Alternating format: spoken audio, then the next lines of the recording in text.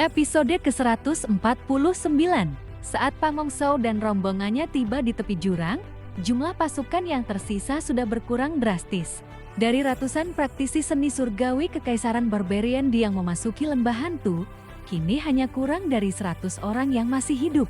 Sisanya telah tawas oleh berbagai makhluk aneh dan bahaya tak terduga yang menghuni tempat itu. Namun Pamongso sama sekali tidak peduli. Baginya, para prajurit, dukun besar, dan raja dukun hanyalah alat sekali pakai. Selama dirinya tetap hidup, berapapun korban yang jatuh tidak berarti apa-apa. Monster tua yang telah hidup selama 10.000 tahun itu berdiri di tepi jurang dan menatap ke bawah dengan tatapan penuh kerinduan. Akhirnya, aku sampai di sini. 16 tahun lalu, sebuah kapal misterius jatuh dari langit dan menghantam lembah hantu.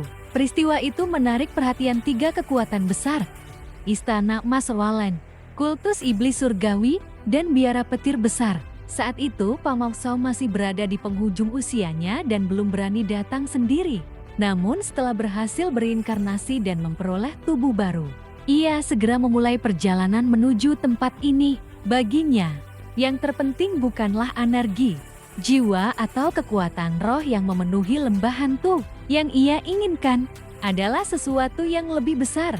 Ia ingin menemukan rahasia untuk melampaui batas manusia dan menjadi dewa. Tatapannya tertuju pada kapal kuno yang jatuh dari luar angkasa. Kapal itu pasti menyimpan jawabannya.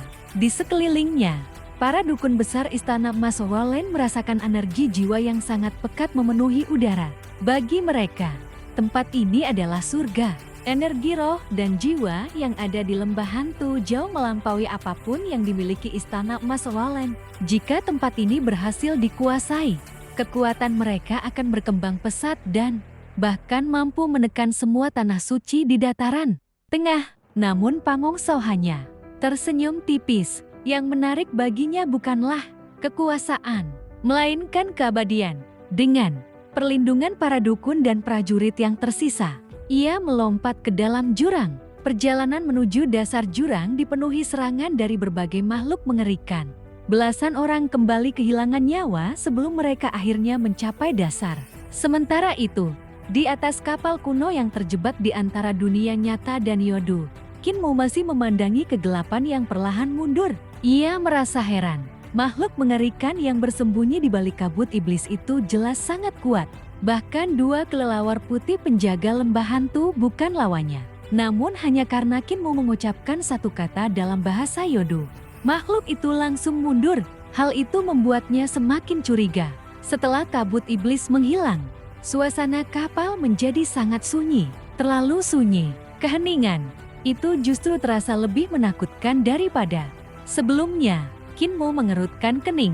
Makhluk yang menyebabkan 2 biksu tua itu mati kemungkinan besar masih berada di kapal ini. Ia lalu menoleh kepada naga, Kilin dan 2 kelelawar putih. Kita masuk dan melihat-lihat. Jika ada bahaya, segera mundur. Mereka bergerak perlahan menyusuri sisi kapal. Tidak lama kemudian, mereka tiba di bagian tengah kapal yang dipenuhi segel berbentuk sarang lebah. Dari celah-celah segel itu masih keluar sedikit ki iblis. Tiba-tiba terdengar suara berderit. Sebuah pintu terbuka sendiri. Cahaya redup memancar dari dalam ruangan.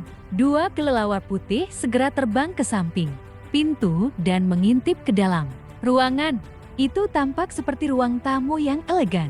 Di sana terdapat meja batu giok, layar lukisan pegunungan dan sungai, lilin yang masih menyala, serta dupa yang masih mengepul. Seolah-olah seseorang baru saja meninggalkan tempat itu beberapa saat yang lalu. Aneh, gumam Fuyukyu. Pintu ini tidak pernah bisa dibuka sebelumnya.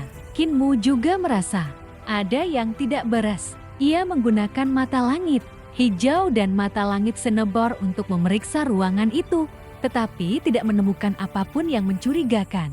Mereka pun masuk. Saat mengamati ruangan, Kinmu tiba-tiba merasakan sesuatu. Ada seseorang yang sedang mengawasi mereka.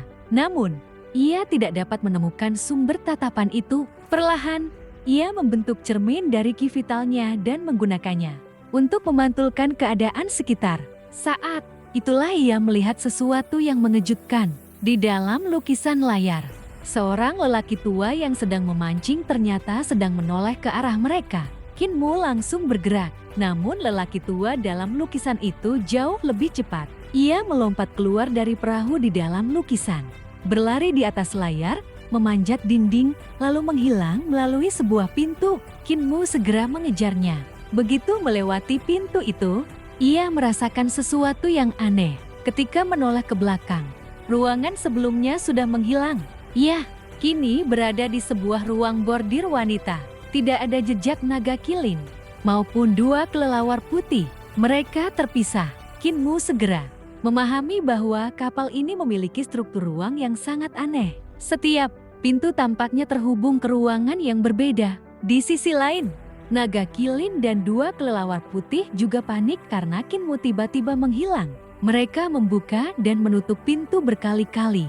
Namun setiap kali pintu dibuka, ruangan yang muncul selalu berbeda. Tak ada satupun yang membawa mereka kembali ke tempat Kinmu berada. Kita tamat, seru Fu Yuchun dengan wajah pucat. Kalau kita tidak menemukan Kinmu, racun jiwanya akan membunuh kita. Naga kilin berusaha tetap tenang. Tenang dulu. Jumlah ruangan di kapal ini pasti terbatas. Kalau kita terus mencari, kita pasti bisa menemukan polanya. Sementara itu, Kinmu mulai mengamati ruang bordir tempat ia berada. Ruangan itu dipenuhi sulaman indah dan peralatan menulis. Di atas meja terdapat selembar kertas dengan tulisan yang belum selesai. Tinta pada tulisan itu bahkan belum mengering, seolah-olah pemiliknya baru saja meninggalkannya beberapa saat lalu. Saat Kinmu membaca tulisan itu, lelaki tua dalam lukisan muncul kembali. Ia melompat keluar dari kertas, berlari melintasi meja, lalu menghilang melalui pintu lain. Kinmu langsung mengejarnya. Kali ini ia tiba di sebuah ruang belajar. Rak-rak buku memenuhi dinding. Di sana ia melihat lelaki tua itu melompat ke dalam sebuah buku. Kinmu mengambil buku tersebut. Anehnya, kali ini buku itu bisa dibuka. Ternyata isinya adalah silsilah keluarga. Saat membacanya, Kinmu terkejut. Baris pertama mencatat nama seseorang yang sangat dikenalnya. Pendiri Kekaisaran Perdamaian Abadi. Kaisar pendiri. Nama keluarganya juga Qin. Dengan rasa penasaran yang semakin besar, Kinmu membalik halaman demi halaman hingga mencapai bagian paling akhir. Di sana hanya tertulis satu nama, generasi ke-107, Qin Feng Qing. Setelah nama itu, silsilah tersebut terputus. Tidak ada catatan apapun lagi. Kinmu memandangi halaman terakhir itu dalam diam. Semakin jauh ia menyelidiki kapal misterius ini, semakin banyak rahasia kuno yang muncul di hadapannya. Dan semuanya tampaknya berkaitan dengan asal-usul kapal, gerbang Yodo, serta masa lalu yang telah lama terkubur oleh waktu.